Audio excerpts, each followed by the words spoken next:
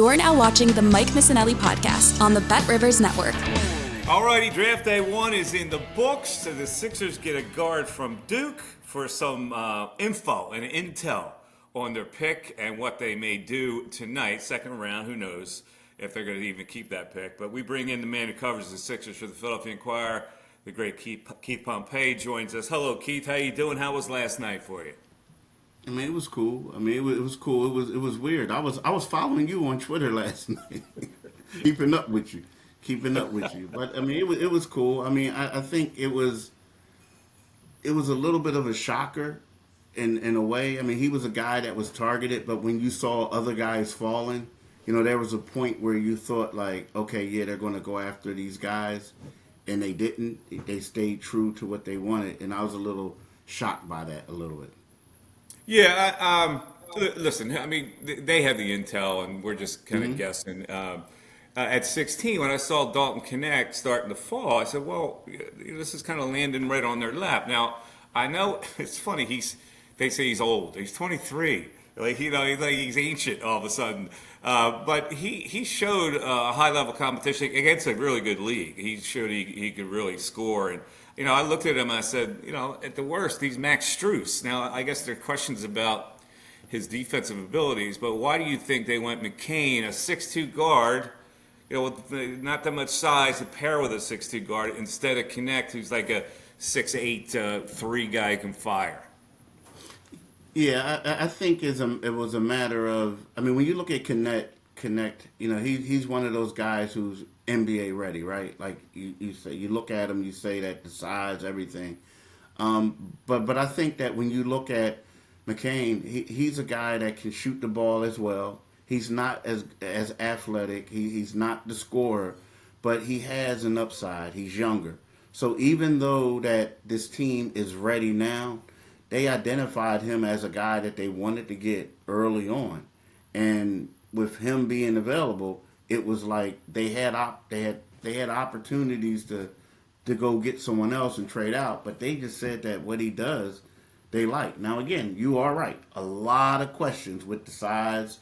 You know, I don't think that you can put him and Maxey on the same backcourt for a lot of minutes. But, you know, other people are talking about, you know, the guy from Tennessee, Connect, that he can't guard anyone. But I felt like they went after the guy that they felt like was the best available, who had the biggest upside. And let's face it, analytics, he's a shooter. Yeah, I mean, I hear all that. I'm not displeased with the pick. Now, he's a shooter.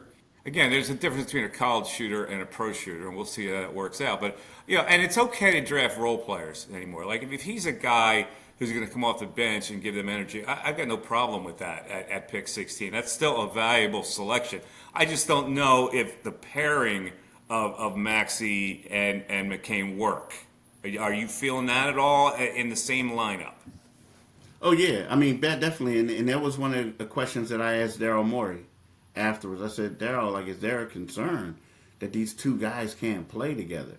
And he admitted to it. He says right now they're not going to, I'm paraphrasing, but, you know, right now they're not going to play a lot of minutes together. They can't have them on the floor together. But then, of course, they come back and they say that, you know, overtime, you know, we all get that. But right now they know that it's going to be a tough time.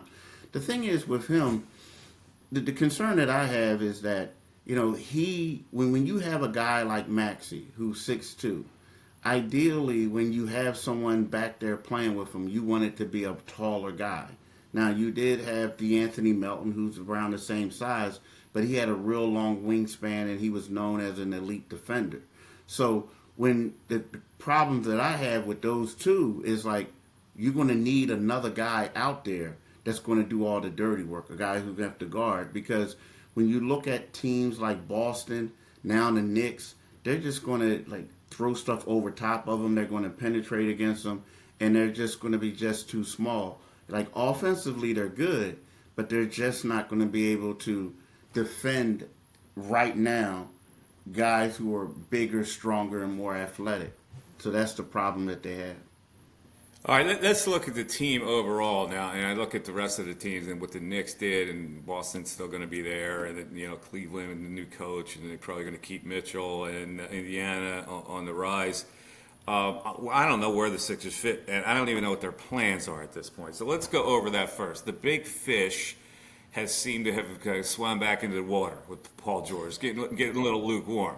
They're not going to get Butler because he's announced that he's going to, just play for the $48 million and restart the whole process after that.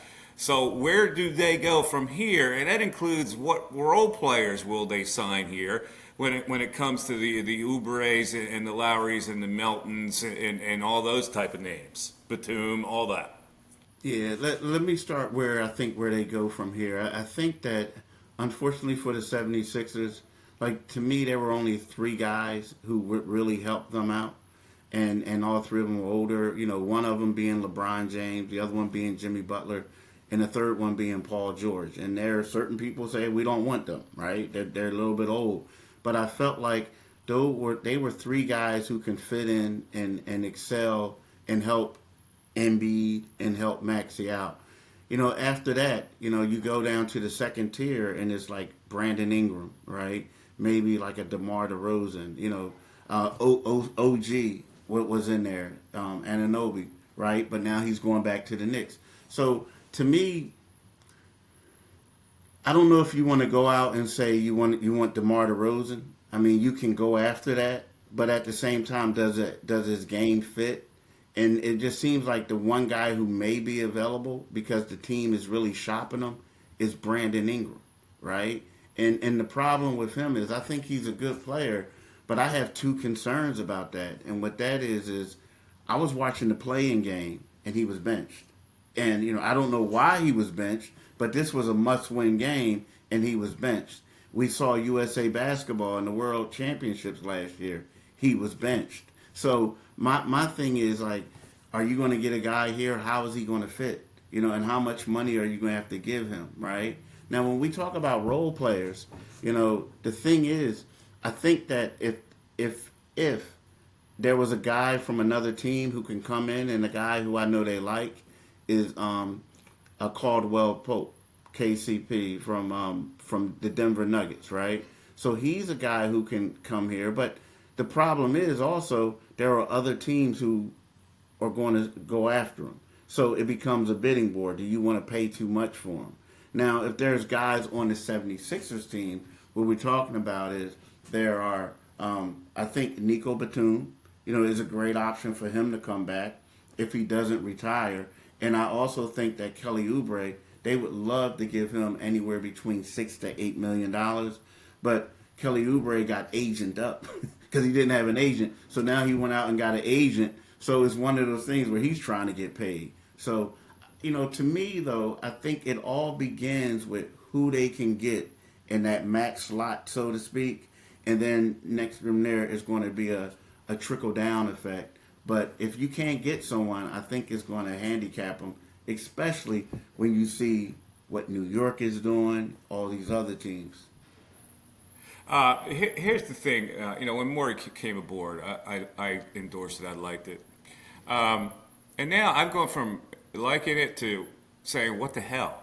And I'm saying, does he actually have a plan? And, we've been familiar with this Sixers situation on how rosy it was going to look because they had this cap space. They're going to be able to maneuver, blah, blah, blah. And I don't know if he has a plan. It looks to me like he's just flying by the seat of his pants. Am I wrong? Yeah, it looks bad. I mean, it really does. It looks a little slow. I mean, it looks a little reactionary. You know what I mean? It looks like, it's a little bit unfortunate. Like, you look and you compare what the Knicks are doing, right? And, the Knicks, they did wait for years to compile all these things. But the Knicks went out there and said, you know what? We're going to go and get Mikal Bridges. We're going to get OG. We're going to pay both of them. And now we have two guys who can defend Jason Tatum and them, right? You see with the moves that the Phoenix Suns, made last year. Now, granted, it didn't work out, but they still made moves. You saw what Milwaukee did. You saw what the Celtics did. And it's kind of like the Sixers are just sitting back here saying, let's be patient. We're going to do it. But at the same time, it just does not seem like a destination for free agents the way that Morey and them expected it. And then also, you just see a lot of different movement where teams are getting better, and all you keep seeing is Maxey and Embiid.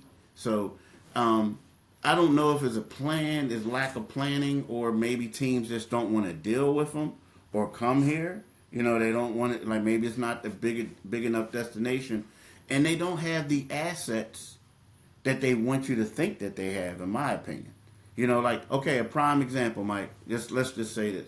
And I like Paul Reed, and I'm not taking a shot at him. But heading into the draft, the Houston Rockets wanted Kevin Durant, right? KD did not want to go. But what the Houston Rockets had is they had the number 3 pick, and they had a up-and-coming center. I don't want to butcher the guy's name, but he was their starting level center, right? Close to an all-star level.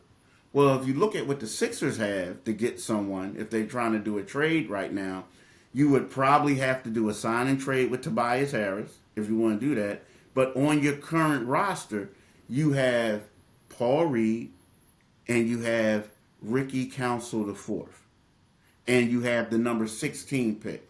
So when it comes down to like going after and getting the players that you want, although you had 5 future first-round picks, it's not as enticing as what other teams are going to offer you for the same type of player. So it's kind of like it all sounds good, but it doesn't compare, in my opinion, to what the market is right now for these guys. So that's what it is. So maybe they have a plan, but dude, I want to be a billionaire. Like, dude, you got a beach crib. I want a beach crib, but my pockets is not that. I can't do it. Oh man! All right, so let me just ask you 2 questions on the draft. I was watching it. I was watching the projections, and I'm seeing Edie is going to go in like the 15 range. And I'm going. I asked myself the question: okay, you're going to get a role player anyway at that position. Would it be terrible to get a role player as a backup center who could give you 15 minutes? And I was wondering, would the Sixers have been interested if he was there in taking him to solve their backup center problems? I mean, I think they would have been, but there's a guy, Missy, who went like 20 something. He's from Baylor, from Cameroon. Yeah. You know, they looked into him. But you know, the funny thing is when you talk to people around the league, you believe it or not, like several guys, like there was some dude saying, look at him. He can't defend the pick and roll. But there were several players who saying he would have been a suitable backup for Embiid. Like you said, 15 minutes. He's a big guy. You know, he has a low block presence. You know, now he can protect the rim. He just can't defend in the pick and roll. He has to stay back. But yeah, I felt like he would have been a good asset for them. Yeah, I mean, I've said so many teams play drop coverage anymore anyway with their big. I'm going, 15. If you squeeze 15 out of him as a rim protector a game, you could do worse. But yeah, I know there's some, and I'm shocked that he went as early as he did, frankly. I thought he was going to last there. The other one now is for tonight. The Bronny thing. The Lakers, do you believe the Lakers will take him in the second round? That's a foregone conclusion. Yeah, I do. Unless somebody else says, hey. That's what I'm saying. Like, there can't be a team that wants to mess that whole. They'll be criticized forever if they take Bronny and don't let the Lakers get him. Yeah, well, they'll be criticized forever. They'll be criticized forever by the fan base. Be like, you guys did that thinking you can get LeBron and you didn't, right? I mean, that's the thing. I mean, yeah. I do think it's a foregone conclusion. I mean, you know, what they say, there were 2 teams that he wanted to work out for, that he would only work out for, the Phoenix Suns and the Lakers. Yeah, I do. I mean, you know, I think that, you know, LeBron, as I was talking to a guy from another team, an executive, and he was telling me, Keith, you don't understand the money that LeBron makes for the Lakers, right? So LeBron gets to do whatever he wants and says what he wants. I mean, let's face it, JJ Redick, you know, what did they do? They were in there on a podcast drinking wine, talking about, you know, plays and all this stuff. Well, guess what? y'all going to hire my guy JJ. That's what you're going to do, right? Yeah, And it gets to but JJ didn't consult with LeBron. Don't you know that? I mean, yeah, exactly. He didn't consult with him, and then when it was so funny because, I don't, it just makes you wonder because there were reports that he was going to get the job, and then all of a sudden they bring somebody else in for an interview, and it gets quiet, and then next thing you know, he gets the job, right? Yeah. And so it gets the job. So then so I feel as if that they want to make LeBron happy. He keeps saying that he wants to play with his son, right? And I feel like he's going to get an opportunity to play for his son. The only thing is they didn't want to make it look like we're going to like select them before it's time. Now, from what I hear, a great guy. When we interviewed him, right? I was extremely impressed with the young man. Like that was one of the. I mean, he was a pleasure to interview. I mean, seriously. But when you saw how he played in that game, and I get the he was jumping high and everything, but typically when you have these games at the combine, they're like second round picks, undrafted free agent types playing. The stars don't play, so you expect the guy who wants to be a first round pick to separate himself, and he didn't. He just didn't. He was just out there. I agree. I don't think he's NBA ready. I don't know what he'll turn into. But here's the little problem I see. Okay, LeBron has already been on the record saying he's good enough to play for us right now. So he's on the Lakers. He gets the 10th, 11th, 12th seat. Is LeBron going to push JJ to get the kid credit? And will that bust up the LeBron JJ kumbaya thing when JJ's not giving his kid PT? It could. It could. But guess what? As long as LeBron's on the team, JJ's going to be like, okay, whatever. You can go to the other side. And then drop an F-bomb. I don't give up when the media asks him about it. Come on, man. Let me ask you this. When you cover JJ, he comes off as a snarky, dookie, know-it-all punk, frankly. Right? I got to be honest with you. When you covered him, how did you perceive him?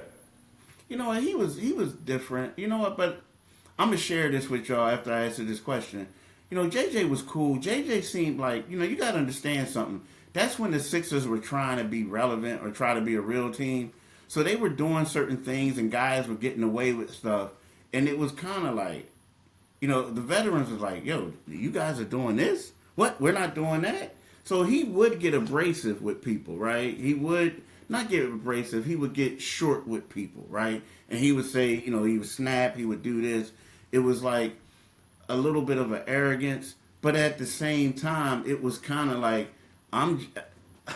you guys paid me $22 million, which was unheard of for a role player at that particular time to play for the Sixers, to play for a team. So he was getting paid. But I'm going to tell you this about JJ. And so I had an internship at the Roanoke Times when JJ was in high school. Now, JJ is from Roanoke, but he went to the same high school. It's called Cave Spring High School that produced Tiki and Rondé Barber. So they were the stars when they were at UVA at that time, getting ready to go in the NFL. So everywhere you go, they got a hood section. So I'm in the hood section, and there's we're at the high school, William Fleming High School, and so they have these open runs. So they kept telling me, yo, wait till you see this guy JJ. Wait till you see my guy JJ. Now I'm talking about. These were like some real dudes. They like the equivalent of North Philly guys. You know what I'm saying? Like real like that, right? So I'm like, is that him? Nah, when he comes in, you'll see who he is. You're going to be shocked. But when he comes in, you'll see who he is. So this little white guy comes walking in because he wasn't that big then. I'm like, JJ? And they like, yeah, that's him. He's cold. And I'm telling you. So he knew that I knew him from back then. So it was kind of like, that's how I knew him, of this guy, this suburban white guy who all the brothers loved. So when I saw all this, when I see this stuff, it's kind of like, that's not how I know. You know what I mean? I just know him as this guy that got the utmost respect in the hood for playing with the guys. So, Yeah, I got so you. it's two ways. So when he goes to Duke, because he's a white player and he's good and he's braggadocious, everyone called him like a punk and he's arrogant, he's this and that. But to me, it was like he was just running up and down the court talking smack with the dudes like they were talking to him. So, you know, unfortunately, we get a little stereotype. Now, don't get me wrong. No. You know, he is a suburban dude. But, you know, but at the same time, Yeah, I know. think He's just like, he comes off like he's so smug about the game. That's what I'm talking about. Like he knows everything about the game. Yeah. You don't. Like that's the kind of thing I'm talking about. And you're right about they paid him $22 million to the point where you say, you know what, you pay me this kind of money, I'm gonna commute from Brooklyn. That's what I'm going to do. I'm just going to go to Brooklyn. After games, I'm going back home to Brooklyn, practices. You know, I'll come Brooklyn. You know, that's the kind of cloud he had as a Sixer. Well, hey, best of luck to him. I'd love to see how that dynamic with he and LeBron's going to work.